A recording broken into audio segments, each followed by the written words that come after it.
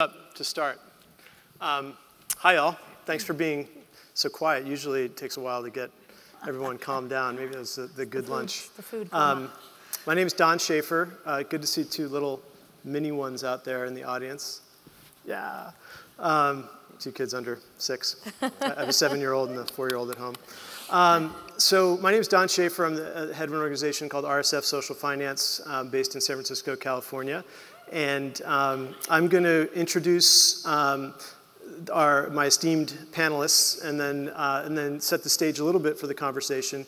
This is where we're shifting gears from food systems, culture, other things into the money part of the discussion, as the name implies. So hopefully we'll have some rich dialogue. I want to allow for as much time as possible for questions. So if you have a question right now, you can be the early bird and go up towards the mic, but we're going to have quite a few questions, hopefully, that we'll run through. So let me introduce the panel here, and then we'll get started. So to my right is Amy Domini, who's one of the pioneers of the socially responsible investing movement. Her Domini index was personally my first foray into socially responsible investing when it was 1994, 20 years ago or so, and has really led the charge in numerous ways in terms of setting the bar for socially responsible investing.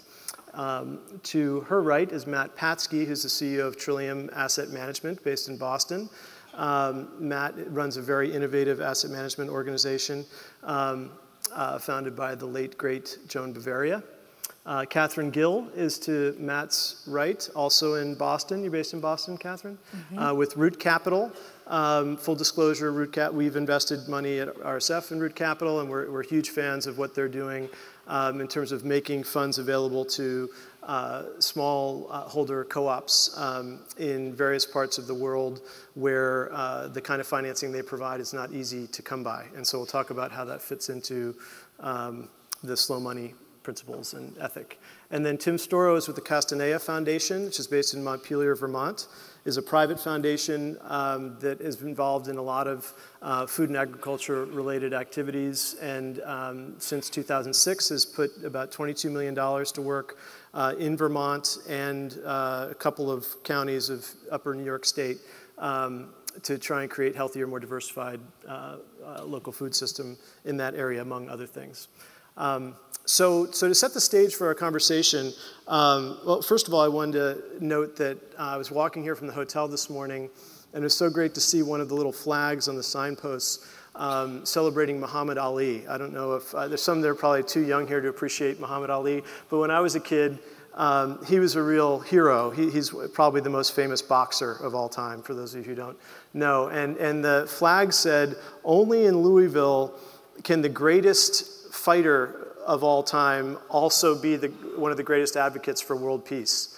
And I don't know if you know that about him, but he has been involved in that. And if you go to alicenter.org, you can see 6 core principles that are part of his work. It's really inspiring. So this is his hometown.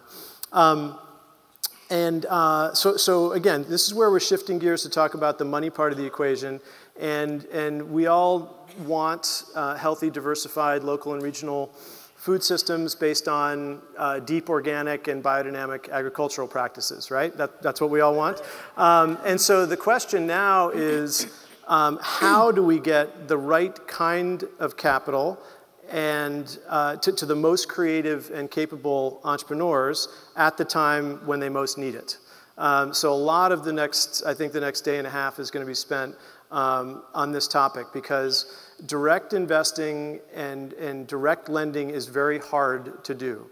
And there are a lot of moving parts, and so we'll talk about why it's hard, what the opportunities are, et cetera. And so what I think we're trying to do here at Slow Money in general, and certainly those of us on this panel, is it's kind of like, if organic, what's beyond organic in the money, finance, and investing world? If biodynamic and local are kind of beyond organic in the food world, what's beyond organic in this world. Instead of just doing less bad to the soil, how are we actively building soil fertility and soil health? The same questions, that's what we're going to try and get into a little bit here in the next hour, and then invite further conversation following that. I did want to note, we have the highest percentage of women on this panel so far, so I just want to note that. We have 40%, I think the others are 25%. It's no accident, I think, because women have historically been the leaders and the innovators and the pioneers of impact investing or social finance or nurture capitalism, whatever you want to call it, since it really got going in the 70s. And so I just want you to take note of that in case you didn't notice it. I'm not going to say a lot about RSF. You can look at page 56 in the State of the Sector report. And by the way, I know that Amy Dickey is going to be speaking with you tomorrow morning, speaking with us tomorrow morning about this State of the Sector report. That is, there are copies of them outside if you haven't seen it. And it's an amazing kind of snapshot synthesis of what's going on in this in the world that we're all working in, kind of the slow money world. And I encourage you to check it out. And you can see, a great example of what we're doing at RSF on pages 56 through 58. So I won't talk about them here, but I will talk about just three quick trends that, and I'm going to ask us to kind of step out of our professional roles largely and talk as human beings who happen to be in leadership positions. And so rather than talk about RSF, I'd like to talk about what I see as aspirational directions of where we could go from here in this field. So just quickly, one of those, and this is, I was talking to Severin from the Agrarian Trust earlier, and she made me aware that with Kiva Zip, if you go to kivazip.org, you can make a loan interest-free loan as little as $5 towards sustainable food and ag or farming enterprises. So check that out. They're interest-free loans, and the kicker is that the recipient of the funds can choose at what time in the month they pay back their loan. And something we've talked about at RSF, since we do a lot of food and ag-related lending, is that there's obviously seasonality in any food farming business, and we would like to work it out with our investors so that we could have potentially a little bit lumpier payback schedule to investors, because we would allow the food and ag-related seasonal borrowers to determine when it was they're going to pay us back the majority of the funds that year, and it could be concentrated in different pockets. So that's the kind of thing that can happen if you have a really close relationship between your investors and the recipients, the investees or the borrowers. And I think that's a huge part of what we're all going to be talking about is having kind of a transparency of needs and intentions, and having the different participants in a financial transaction be more visible to each other. Then you can achieve that kind of thing, because that would require us at RSF getting our investors to be okay with that. And thankfully, we know those 1,600 investors pretty well, and so that's something we might think about. A second one is whether, as an organization or as a food enterprise, achieves more and more transformation and more good work, and are showing that they're accomplishing what they're doing from an impact or a transformation standpoint, they could earn a lower and lower interest rate. That's another concept that I think is interesting. And the last one is this idea of interest-free loans. I think this is a really underutilized form for what it is that we're trying to do. And we'll come to in a minute the issue of returns and, can you really seek, 8, 10, 15% returns in this field? And that's a big topic we'll get into. So with that, Amy, can you kick us off with some introductory comments? Thank you very much. I am an advocate of integrating social or environmental goals into the investment decision-making process. It has been kind of my life's work. The Domini Index was one piece of that. And I've written a number of books on the subject and have worked My first dedicated job to the field was with the aforementioned Joan Bavaria, who founded the firm that Matt Patsky is now running. So I wanted to start from the point of view of the investment professional and what we see as the opportunities and challenges out there for the way we intersect with slow money. My field, and there are a number of professionals who are peers of mine out here in the audience today, all of us believe that money is an important and necessary piece to preserving a role for people and the planet in the future. That if you don't use finance, if you rely exclusively on government, goodwill, customers, or something else, you have left the single most powerful social change vehicle on the planet off the formula. We do not have an international government. We do not have international rules, but finance has created a set of their own. So we all, those of us out here, work on the presumption that a voice from within the belly of the beast needs to be created that will guide the dialogue as to how Wall Street interacts with corporations and what they expect in return for that. So we define our field as being buying better companies, and I cut that at halfway. Some people say they cut it at some other point, but at least we're defining that some companies are just not worth making money from. It's a personal decision. I don't want to make money that way. I don't think I'm punishing Philip Morris by avoiding investing in them. But by doing that, I am creating a voice on Wall Street which has gone from 0 corporate social responsibility accounting to 6,000 corporate social responsibility reports this current year, because investors like us asked those questions so annoyingly that corporations got together and created a standard response to these questions. We therefore view that as a strategy. In the tactic side, we take advantage of our ownership of a company to work through a process which is quite structured to enter into dialogue, generally speaking, on points that are emerging, but sometimes just on points that are no-brainers. I had a dialogue recently with Apple Computer. Your public statement, your website says that you want diversity, including gender diversity across the organization. How come only one female or no female in top management? How come these numbers are the result of that? That dialogue didn't have to go very far. They said, yeah, you're right. We need to do that. And I said, well, maybe you start at the point of making that your nominations committee charter statement. Your nominations charter doesn't mention that. So how about putting that into the charter?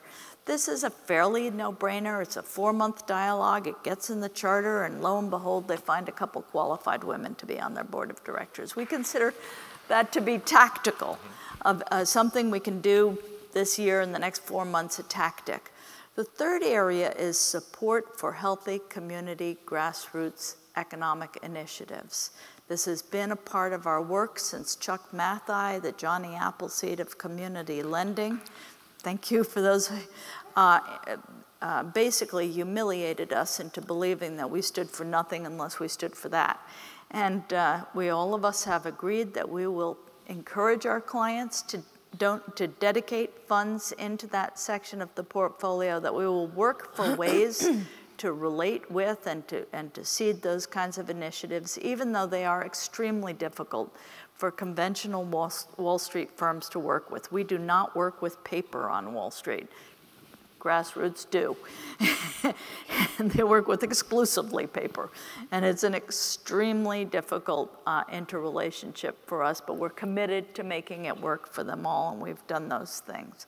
I think at that point, I'll pass the torch on to the gentleman on my right and let him continue. Great. Thank you. Thank you, Amy, and thank you all for being here. I'm going to sort of follow on. I mean, Trillium, like Domini and the sustainability group which Amy runs, is also focused on investing a lot of money, including and mostly in the public markets. And we are currently in process actually of combining with Portfolio 21. Combined will be over $2.2 billion in assets under management, just to try to get you ground it in understanding what our issue is and what our great problem is, I'm going to sort of talk about the private side. For us, the private portfolio that we have with groups like RSF or Root Capital or in independent small private companies is $25 million.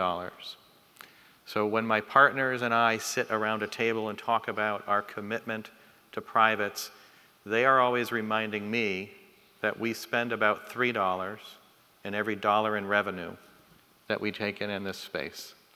So it is something we're doing because we are passionate about it, because we think we should be doing more of it, and we're doing it because of our commitment.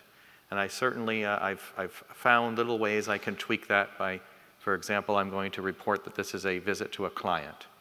But that isn't really solving the issue. Yes. But, and there are clients in the room, thank you.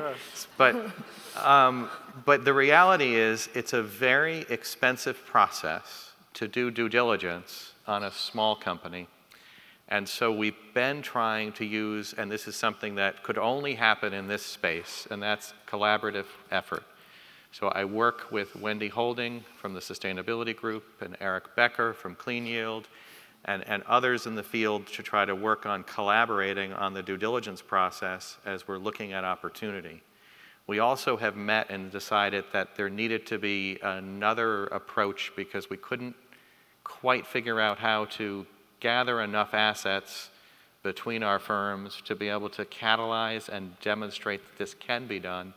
And so we've been working with Dan Pullman and Lisa Sebesta, who I think are here in the room today, who formed Fresh Source Capital, and they're attempting to raise, yes, please, and they're raising a $10 million fund that we're all trying to get our clients involved in that I think will be proof of concept that this can be done in a bigger scale. Now, 10 million is not a huge amount of money, but I think it's really critical that all of us in the slow money movement are supportive, regardless of where we are living, to demonstrate it can be done in the Northeast, which is where their first attempt is. And if we can demonstrate that it works there, we can start to do this in an organized way, in an economic way, in other parts of the country. So that's, you know, I really am hopeful that we can raise that $10 million and get that off the ground. And so that's my hope. I'm going to turn it over now to Catherine Gill from Root Capital. Great. Thanks, Matt. Thank you. I'm really honored to be part of this panel, so thank you for inviting me. The organization I work for, Root Capital, based in Cambridge but working across the world, has spent 15 years trying to create an investment product that allows people to invest in local food systems, but not local food systems here, but local food systems far away, right? So we work in about 30 countries in Latin America and in Africa, and we just started work in Indonesia about a month ago. And we work in about 30 agricultural products, mostly products that can't be grown in the United States or in other countries in the north, like coffee and cocoa and quinoa, and stuff that we all love. So, you know, the reality is that the world is a terrifyingly small place, right? And that's kind of why we do this. There are two crises right now that I think are very much on our minds, and I have a little bit of a heavy heart as I go through my day right now. One of them being Ebola, we do a lot of work in West Africa, and we have clients right now, for example, that haven't been able to access their factories for months, and they're just out of a job. And then the other one, which is a little less reported on, but I imagine many people in this crowd will know about it, is the coffee leaf rust crisis that is sweeping across Central and South America. So coffee leaf rust is a fungus. It's a spore-borne fungus that lands on the leaf of the coffee tree, and it prevents it from photosynthesizing. It coats it with a sort of orange layer that looks like a rust, prevents it from photosynthesizing, and the leaf dies, and then the tree dies. And you have two choices. As a farmer, you can douse it with chemicals, or you can dig it up and start again and plant a new tree. dousing it with chemicals is complicated if you're an organic farmer, and that's part of your value proposition. So, you know, these are just a few of the crises, and you know, we haven't even talked about sort of the migratory push of children over the border from Mexico. I think all of these things are related, and they underscore sort of why we do this work. So there are 450 million small-scale farmers around the world, and they represent the majority of the world's poor, right? So what Root Capital is doing, and what my day job is to connect investors with the opportunity to respond to that. We have about 150 investors on our balance sheet that have loaned us money so that we can on-lend it. And we've done this largely by taking advantage of some of the consumer and trends that we've talked a lot about on this stage, namely an increasing demand for sustainably harvested products. You know your farmer. I think people would like to know their cocoa farmer or their coffee farmer, where there's a lot of really good stuff, creative disruption in those supply chains that allows those smallholders to connect with markets.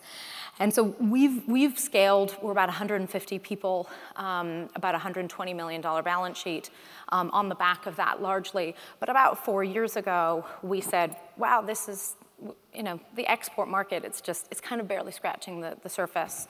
And really the opportunity, if you want to think about addressing poverty, is to invest in local supply chains. And so we started, you know, doing that work. And, you know, we're talking about local economics for sure, but also food security and addressing issues of nutrition. So this looks like hybrid seeds, drought-resistant seeds. This looks like household or micro technologies, cook stoves, solar panels, biodigesters. We all read the newspaper, we hear about them. And it looks like staple crops. So, you know, I thought I would just, you know, end my opening spiel here with just a couple of examples of what that looks like. And this is early days for us. This is incredibly hard. Someone said the due diligence on these businesses is really expensive. Well, it's even more expensive when they're in, you know, 10 hours on a bus from Dakar, right? And so this is not, who was the gentleman up here who said he was attracted to crappy businesses? So we're in the crappy business as well, and I'm pretty proud of it. Yeah, so just, you know, one example is a coffee organization that we've been working with for many years in Nicaragua. And when we started sort of broadening our mindset to not just export, but also sort of all of the opportunities, the client all of a sudden said, oh yeah, like we have this whole other diversification strategy within the cooperative around maize. Because as climate change affects us, some of our coffee farmers, they can't grow coffee anymore. It's too low, the elevations. And so they need to, they're growing maize. And the World Food Program would like to buy our maize. And we need to finance that contract. And so we're financing contracts where the off-taker is no longer Starbucks, but it's the World Food Program. And that maize is going into 100,000 lunches for children in Nicaragua. So that's the kind of opportunity that, you know, you're unlocking when you think about, you take all of these slow money concepts and you apply it in a global context. Thank you, Catherine. Tim? Well, the Castanea Foundation is a private operating foundation, and we in effect represent the philanthropic capital, if you will, that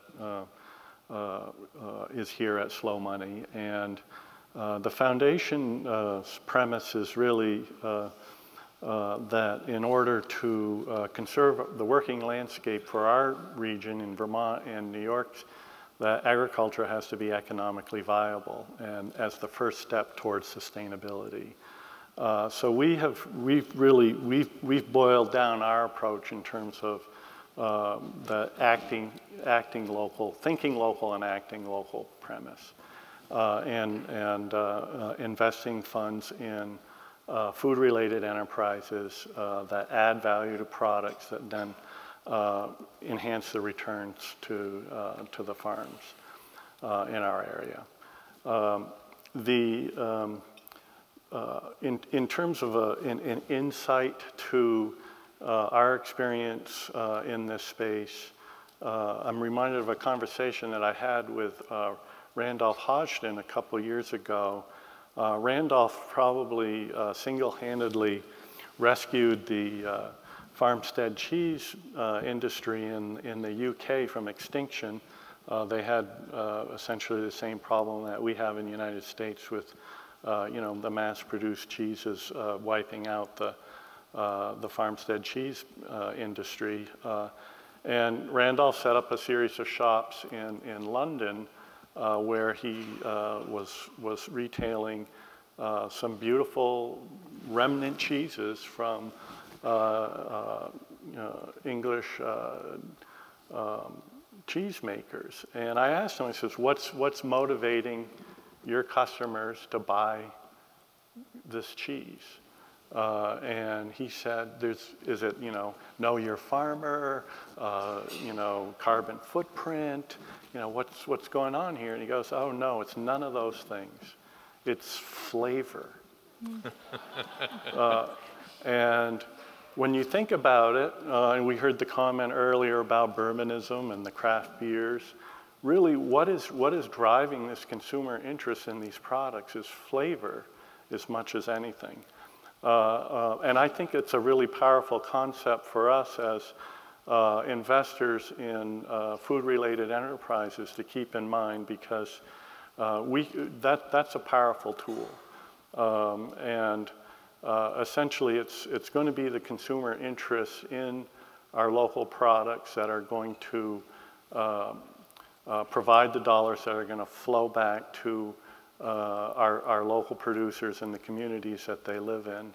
And as important it is to know your farmer and to shorten the supply chain and lower the carbon footprint, if we're targeting our dollars towards enterprises that are doing all of those things but providing flavor that appeals to our basic Epicurean, instincts, I think that the outcomes can be positive for both the investor and the food enterprise.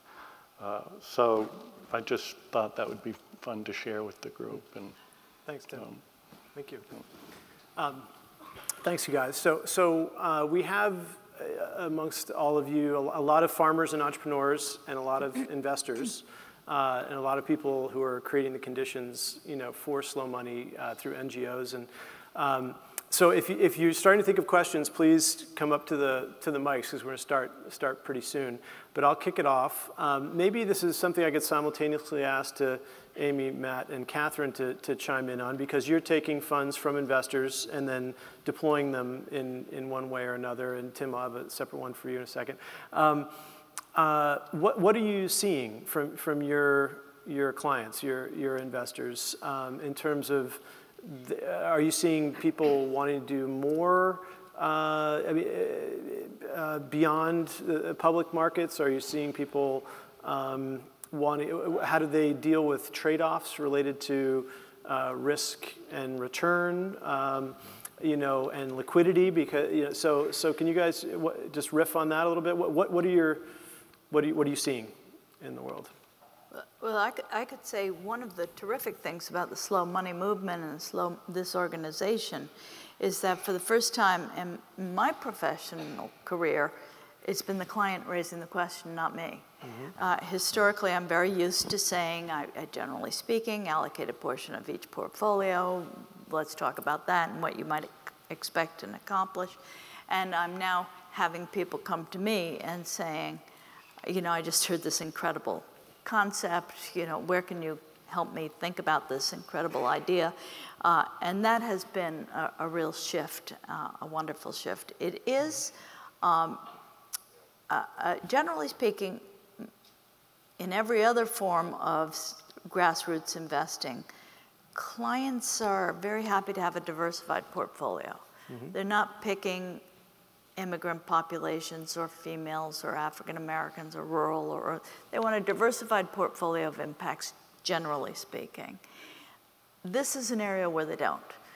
They understand that within 100 miles of where they live, and they understand that concept of much higher risk. to the investable dollars. They also understand the concept that due diligence is going to be one thing in this, whether or not the entrepreneur can make it in a risky environment like agriculture is another. And so they are willing to take those kinds of risks. There was a mention earlier of the zero interest, and I do find, at least amongst my client base, interest is financial return. It's safe money means something, but financial return on that safe money doesn't mean that much. Meaning that they're most concerned about downside risk of the, as opposed to striving or chasing upside. And just to be clear, when you make a loan to a nonprofit, you can make a zero interest loan and not have an IRS penalty. Right. Matt, Catherine, you want to touch on this? I would agree. There's a lot of interest from our clients in looking at local sustainable ag investment opportunities. They are particularly interested in their own local, and when we start trying to discuss with them the concept of scale, if we were to do this in a fund and diversify risk, that they might have to accept that investing in a fund might ultimately mean that you're helping a local sustainable ag, opportunity in Seattle, even though you live in rural Maine, right? And I think they generally understand that, but mostly what we're seeing is they're bringing us lots of opportunity that they find locally, and a lot of times it's really difficult to, you're being shown a model where they're explaining that they've done the sourcing by setting the price at what they thought was fair to the farmer and what the farmer needed to have a sustainable lifestyle. And they've set the price they're selling at based on what they think the ability to pay is for the consumer. And they've built a model where it's similar to our involvement in this whole space. They're spending $3 for every dollar in revenue, and you're trying to explain how this actually doesn't work sustainably, and scale probably isn't going to help. So, but certainly a lot of great opportunities have come. We've seen plenty, though, where we have to say to the investor, our client, this is a worthwhile endeavor, but we need you to think about this as a donation. And we're going to actually take it off of our books, and we're going to let you make this loan. But we want you to think about this as a donation because we're not sure about the ability of them to repay.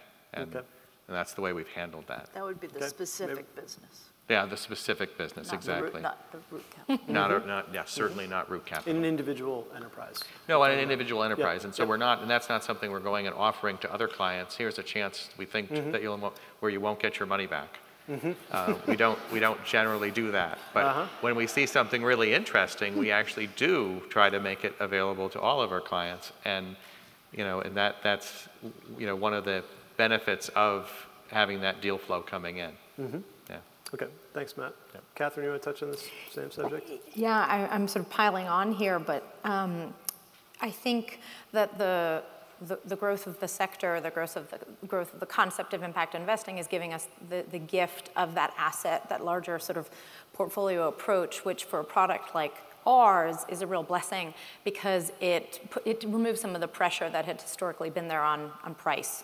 And that we've been a sort of 2% product for a long time, and way back when I started working, we're talking 5 years ago, so not that long ago, people would say, so when are you going to kind of graduate out of this kind of cute 2% phase? We used to sort of hang our heads and go beat ourselves up about it, and now we sort of say, well, this is what we think is kind of the right pricing for the kind of margins that are available in this and the due diligence costs. And so we're pretty good about this. And I think we used to sort of win that argument maybe ideologically, but now we win it because people say, oh yeah, that makes sense. You can fit over here. And they're sort of taking that blended approach. And that just gives a lot more room to a lot of us so that we don't all have to play in this market rate or risk adjusted return sort of game. It's a spectrum. It just is, and agriculture is in one spot, and tough spot, right? We joke, and this is, I have to say this on every panel, but that we have, T-shirts at Root Capital that say, Root Capital, the high risk, low return sweet spot of impact investing. And that's just, like, that's it, So you have to own your pricing, right? But I think the other beautiful thing is we used to call people and try to interest them in the product, and most of the time, there were a lot of people who wouldn't answer our call, 4 years ago, and now they're calling us because the clients are demanding it. The clients are going to every firm, and there isn't an asset management firm now that can afford to not offer something. And yeah, maybe it's kind of real niche or kind of, and it's not that integrated, but at least it's there, So things are moving pretty quickly, and it's pretty good. That's great. Like the T-shirt too. Yeah. That's great. Tim, just quickly before we open it up. At RSF, we're kind of like a bank and a foundation combined, so we can use loan funds from investor dollars, and then we have philanthropic funds that we can do loan guarantees or other kinds of creative things with. Can you tell us a little bit about the $22 million that you've put out over the last 8 years? Have you engaged in any, since you kind of have that ability too? Are you doing that at all? Are you doing anything other than grants and straightaway investments? Sorry, I didn't cue you up for this beforehand in case this is an embarrassing question. Well, no, that's fine. The $22 million is sort of runs the gamut from grants to direct investments. As a private foundation, as you probably know, and some of the audience may not know, there are sidewalls on us that don't exist in private capital in terms of deploying capital into private enterprise in particular, and meeting a bunch of technical IRS requirements in that respect. But at the end of the day, we're mission investors. We're investing for impact. We want to make things happen that might not otherwise happen, leverage other private capital to make things happen or make them good things happen faster, and it's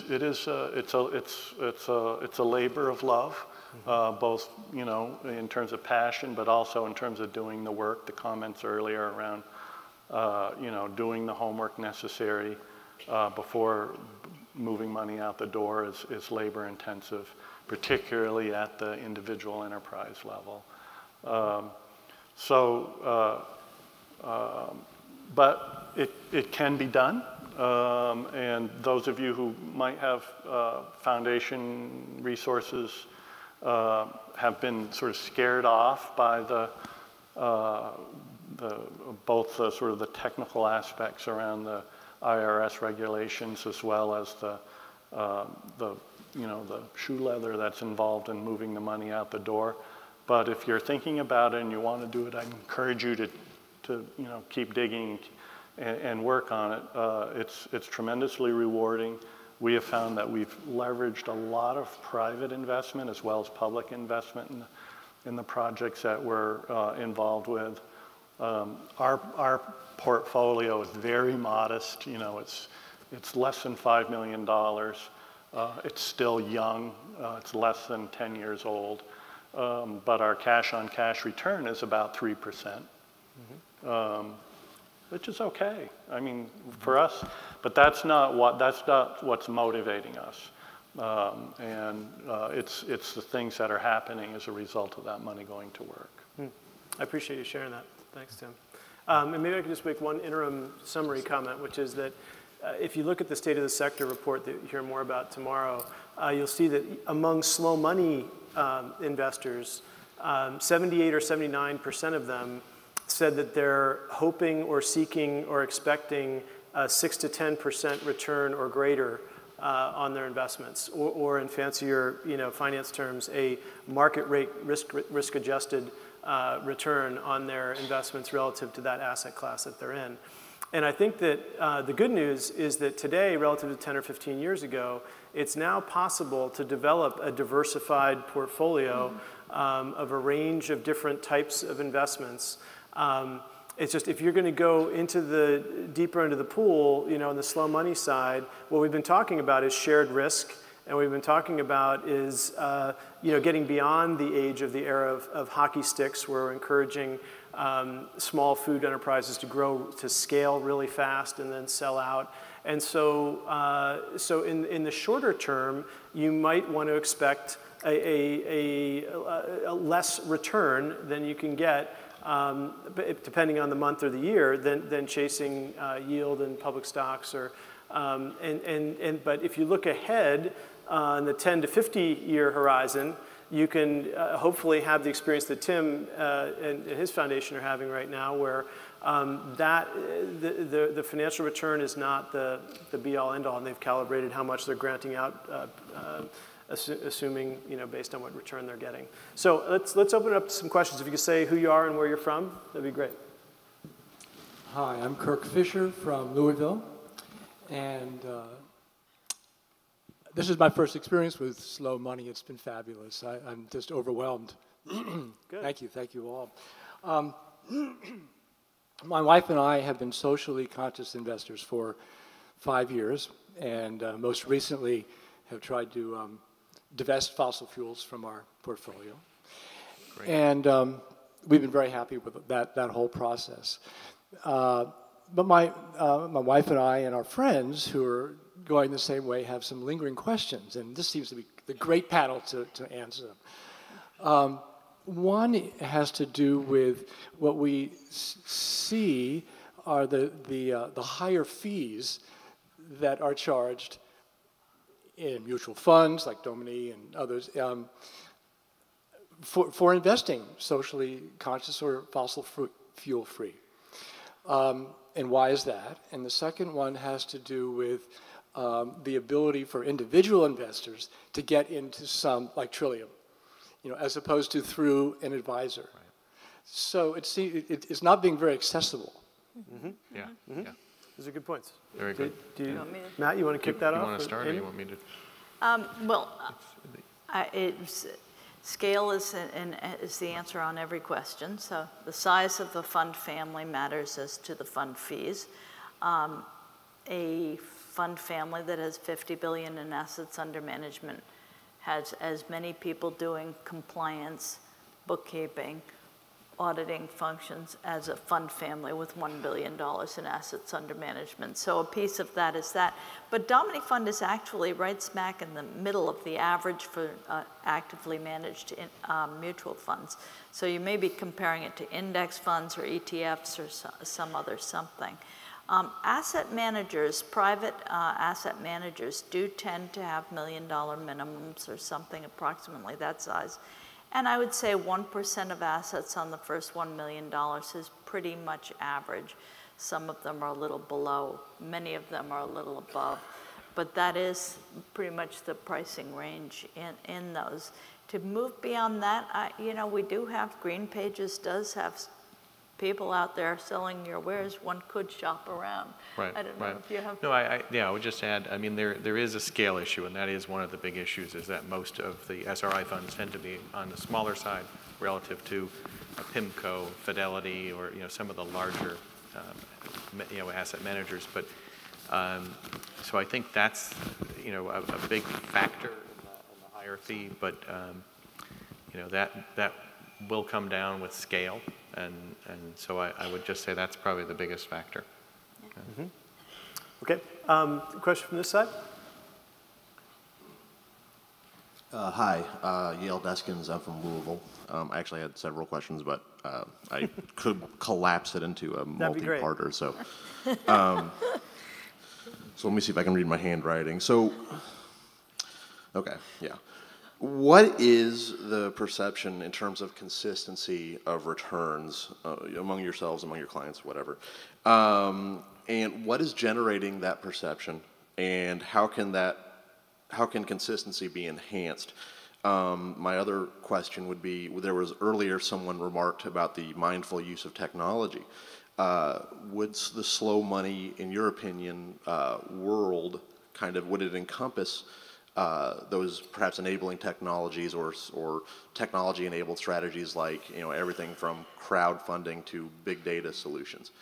That's good. Yeah, that's it. That's all. I promise I'm done. Those are really good questions. Yeah. Anyway, Catherine, you want me to kick? I could go for it. So consistency of returns. I mean, if you invest in a pooled fund, in other words, at RSF we have a $100 million fund with 90 different borrowers in it. That is by definition, a diversified fund, as opposed to hunting and pecking to do one slow money angel investment here or one over there, which you might want the impact and the direct connection with those investments, but you should expect less consistency of return than if you have a diversified pool. And so what we're seeing is that people are doing a blend of things. They may still be involved in the public markets, in funds like Amy and Matt have, and they're looking for more private funds if they're accredited investors, and other private debt funds, things like that, what Root or what RSF are offering. And they're looking to do more, if you have the kind of funds that allow you to do this, some direct investing in individual enterprises. It's just that part is going to be less consistent than the others. So that would be my take. And then on technology, that could be a whole session in and of itself. It's a great question. I mentioned Kiva Zip earlier. There are lots of amazing crowdfunding and crowdsourcing. And there's some really important legislation that's going to unlock even more of that. We're kind of just getting going with crowdsourcing, because there are a lot of regulations that prevent it, sort of many of us from participating at any kind of scale, and those regulations are being tested now. So the sort of democratization of impact investing is, I think, around the corner for us. The interesting, one more point on that, around the crowdsourcing, most of the opportunities now, like with Kiva Zip, are for loans that are from like $2,000 to $25,000. And that seems to be about, I think, community-sourced capital is another one based in Seattle that goes up to $50,000. Beyond that, it's hard to have, in my opinion, to do a responsible lending without any underwriting at all, or anyone doing diligence and evaluating the merits of an enterprise.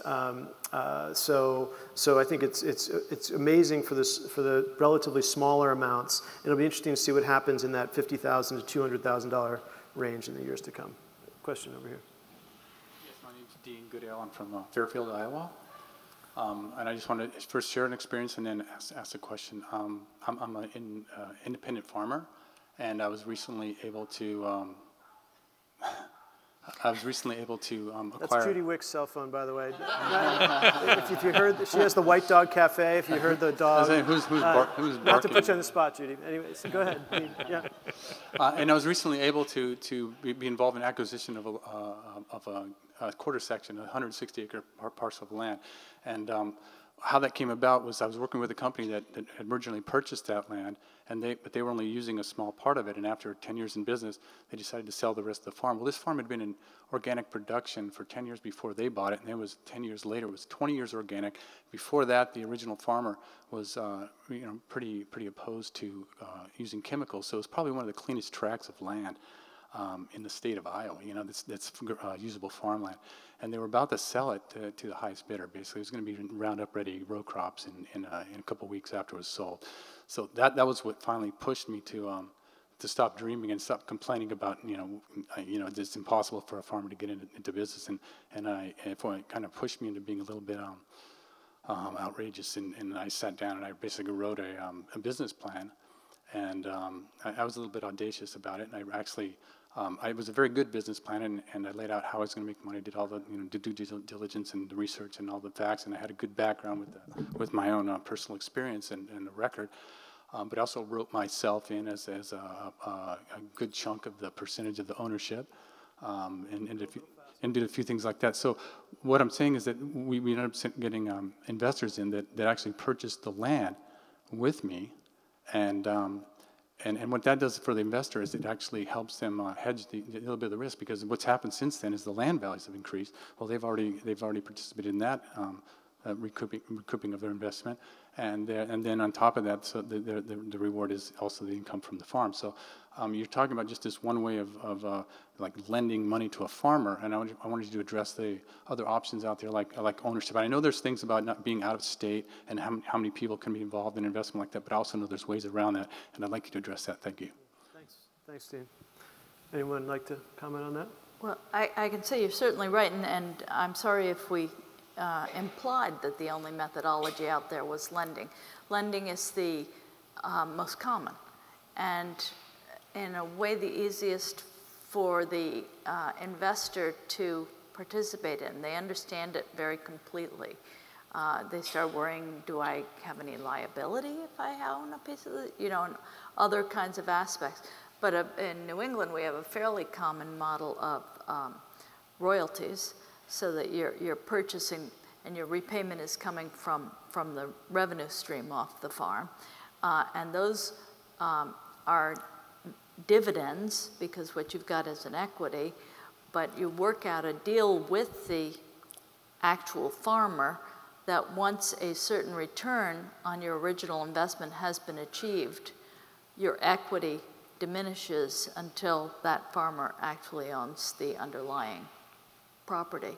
And that's a model with pretty much repetition around the New England area, at least. I don't know about the rest of the country. Yeah, I love that.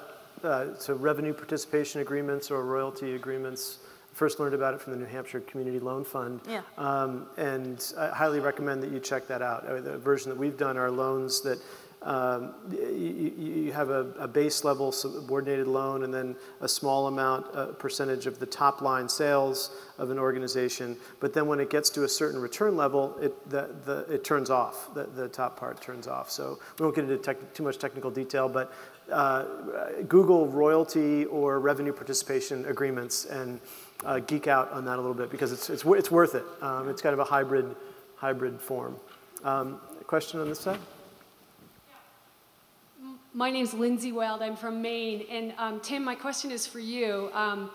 You're one of my favorite slow money investors. And as a foundation, you're doing very innovative work. We wish there was a foundation like Castanea in Maine. Could you just give a couple examples of the kind of direct investing you're doing?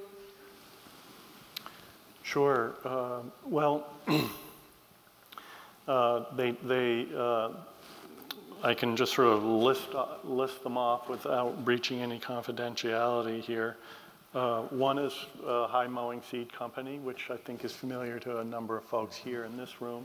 Organic Seed Company in Wolcott, Vermont. Another is the Sellers at Jasper Hill and Greensboro. They're artisanal cheese makers, and with a unique business model in that they finish artisanal cheeses and bring them to market, and that's been a real growth space for them, very successful company. We recently provided a loan to Full Sun Company, which is an oilseed processor based in Middlebury, Vermont. Essentially, they're sourcing canola and sunflower and soy from organic producers locally, but also within the Northeast region, and processing a high-grade, food-grade oil for the consumer market. Farmers to You LLC, which is a distributor, in effect. They source local product, aggregate it. Again, Vermont, small state, limited population, plenty of farmers, need to have access to the urban market, so Full Sun gets product together and sells direct to the consumer market in the greater Boston area. Ayersbrook Goat Dairy, that's another one, which is a partnership with Vermont Creamery.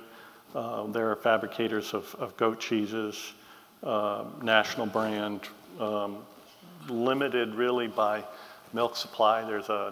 If you're interested in milking goats, there's a global shortage of goat's milk right now. So the concept there in terms of, and going back to the land question, was how do we catalyze the growth of the goat dairy industry in the Northeast? And so 3 foundations pooled their capital, working in partnership with Vermont Creamery. We set up an LLC, bought the farm to create the time and space for them to organize the operating capital for a commercial, open book commercial goat dairy that hopefully others will want to, be able to, come and understand what all the issues are in terms of production, goat milk production, and be a catalyst for more goat dairies. So those are the types of projects that interest us, not one-off farm projects. They're the types of projects that would, one, leverage capital, but also have benefit for multiple farm enterprises. It's just not like just one farmstead cheesemaker, for example. Thanks, Tim. Yes, sir. Hello, guys. My name's Aaron Snow from Brooktondale, New York. I was interested in to hear what you guys do when investees aren't able to pay back. Great question. Very concise. I appreciate that. I can go first. I mean, with so many loans that we're making at any given time, it's inevitable that a handful of them are going to be going sideways in some fashion or another. And most commercial banks have what are called a workout team. When a loan starts going bad, they have a special team that goes in to figure out how they can get the collateral and security out so it doesn't hurt the bank. And we have what's called a work-through team instead, where our since we're not constrained by the same kind of regulatory issues that commercial banks have, we can be more flexible, more patient, more creative, in helping the organizations get through tough times and get to dry land if they're having difficulty in the short term. So, but that's just an advantage that we have, partly because it's been part of our culture for 30 years and partly because we don't have the same regulatory constraints. We'd love to see a lot more organizations develop in the years and decades to come that are sort of off the grid of the commercial banking sector and could do things more from a work-through perspective than a work-out perspective. Can I add to that? Please. Yeah. So I think there are the different categories. It depends on the situation, right? So I was talking at the beginning about coffee leaf rust, and last night I was reading our risk monitoring report, and there's an organization that got downgraded because they had almost a complete wipeout.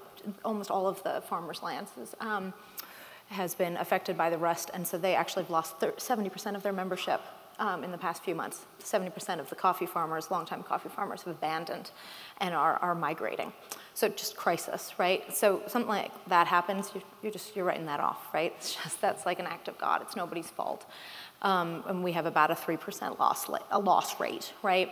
So there's that group. Then there are times when it's a mix, right? There's an act of God. Agriculture is doing its thing, but actually there are the times, as sort of Don is saying, where sometimes you invest more, you double down, you go deeper. You know that actually an injection of additional capital could get you through this. And so those are tough calls, right? And our chief credit officer is, my hat's off to her. She's really good at her job, and so she makes those calls. And then there are times when someone's trying to screw you, right? I mean, that's just the reality, is fraud is everywhere and bad management is everywhere. And I think the trick of a mission-driven organization is how to flex muscle in a way that doesn't really sort of tarnish your brand. And those are really interesting conversations when somebody has just robbed you essentially, or just really not done what they said they were going to do with their money. And I mean, we have a legal team. We have people who will show up, and we hire collections officers. I mean, we don't rough people up or anything like that. But no, but I mean, the point is, like, our sustainability requires that our investors know that we make good calls about when to get our money back. And so, yeah, you're looking at litigation once in a while. It really doesn't happen a lot, but you just have to develop an expertise up and down that spectrum and make really. And I think that's what Trillium and RSF are investing in our team is that judgment. Mm-hmm. I picture the slow money mafia there at the end of the concrete boots and, you know. No mafia. They're very nice people. Yeah, I'm kidding. Thea, yes. Good afternoon. It's such a pleasure to see you all in such a very good stage and the right people. It's really great. I have a kind of dipstick question, you know, as in let's take a test and dip it down. One of the things that I've been doing as a relationship-driven slow money investor with a portfolio of $2 million is that I've been looking for other investors willing to really sink their money in their communities in a way that they understand that they're completely interdependent in their community, they're of service to the community, they have growing skills of due diligence and growing skills of good calls. And I can't see that kind of activity happening except through direct relationship-driven investing. So my question is, are there among your clients who see themselves as individuals in communities any interest that you've heard of to do this kind of work? I mean, absolutely. And when you look at the slow money investment clubs, I certainly am well aware of many of the investors in them. You know, particularly familiar with No Small Potatoes and the investments there. So I think there's a lot of individual predominantly in some of the endowment, you know, some of the foundation world, but that are interested in looking at catalyzing, you know, the growth of sustainable ag, local sustainable ag, and are willing to take much more risk. And that's where you saw some of the money that has gone into certainly the New England sustainable ag movement.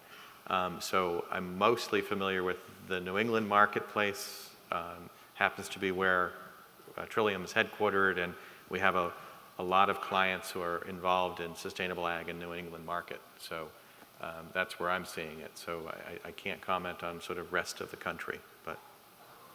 I could say that ironically, that person doesn't use me for that purpose.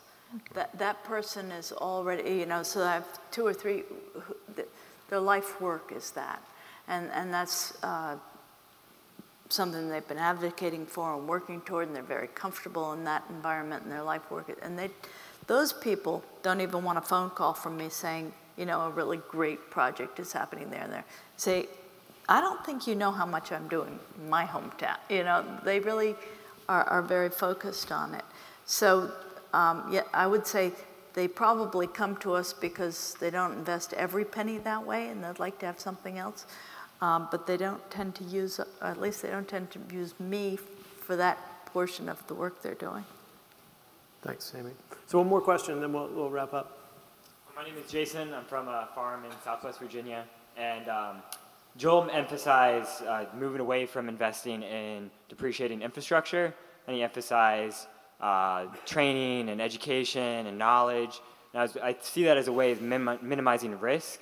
And I was wondering, is that something that's happening in this field, emphasizing that, and how we can utilize that in having better investments? Great question. Well, I can certainly take a swing at it. Great. So, you know, we'd only been doing our work for a few years when we realized that if we were going to be in the smallholder ag investing business, lending business, that we were also going to be in the training capacity building business. So we have about a $5 to $6 million philanthropically funded financial advisory services business. And we see that exactly as you just stated, as it's an investment in pipeline and it's an investment in risk mitigation. It's part of the protection of the portfolio is working with management teams. I mean, and we're talking like sometimes you're investing in businesses that can't produce a cash flow, right? That are on paper or something else.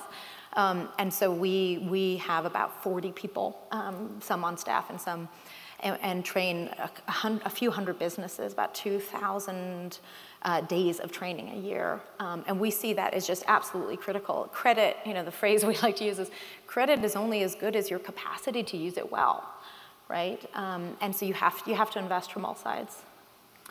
Yeah, I would just add one piece to that, which is we do a lot of technical assistance and training, invest in a lot of that ourselves. And what we're doing more and more of is getting ourselves out of the way in certain situations where we know of another borrower that's gone through the same thing and come out the other side, and connecting either one-to-one or in small groups on given topics, so that there can be this peer-to-peer expertise that develops amongst those that we're serving, as opposed to us feeling like we always have, that we have the answers. And so I think that's a really promising part of the slow money networks and Bali networks and all these groups of entrepreneurs banding together, to solve problems together. So that's a great question. But from a money manager's point of view, it's what's most missing in the slow money movement. I'm a lot more comfortable making a loan to New England Fund for Cooperatives, which I know has that aspect and is serving the slow money group, than I am to making a loan to a farmer. So with that, let's. Do you want to just say one thing that's coming to your mind right now? One a flash of genius and bold insight, Tim? Oh my God. Yeah, start at that end. I happen to be looking at you. Yeah. Well, gosh, we talk about slow money, and I think that's an apt term. We have to be patient, and certainly in our space, it's a small geography, it's a small community of people. There are limited opportunities in terms of what I would call qualified folks to partner with to advance our mission. But there's burgeoning interest. It's an active field. There are opportunities, but I think that there can be an urge to deploy money because you got to get it out the door, and that would be a mistake. I think we have to be slow and be patient and deploy it well, and that's going to serve the whole community much more effectively. Mm-hmm. I totally agree with that, and I would just add that the gentleman who was sitting up here earlier who talked about love a lot, find partners that you love. I love Matt, and but it really blush, Matt. This is about joy, and investing should be about joy. And the best thing about this, this is the age of opportunity in terms of impact investing. The best part is not, yes, the impact, but have that impact with people you really enjoy, and who really share a vision, and that's just like about as good as I think it can get, with the time we're given on Earth. Yeah, it's about love. Yeah, I would add that it is really important that as you're looking for those who are looking for money, that you're partnering with people that you enjoy working with and spending time with, because that is absolutely critical. And it is you can't be frustrated. You can be frustrated, but don't expect that every person you go to is going to open up their checkbook. Because it's a long process raising money. I'm looking at Janie out in the audience, and I'm like, it took time, but she is now at a run rate of 27 million in revenue. Go Janie from Mama Chia. So, incredible. So just try to find the right partners that you're going to be able to continue to live with. And I certainly, there's plenty of people in the audience who have had the experience of realizing they had the wrong partner, and that's painful to unwind. So. Yeah, I think I would probably end on a little bit of a downer note and say, I hope some of you understand how, I'll bring it back how unusual and how many hurdles the asset manager has to bust through to be enabling in this thing. What I said before about paper. Come on, we don't work in a paper world in asset management. We don't sign things. We don't, none of that. So understand how much effort you have to take, you have to spend on educating.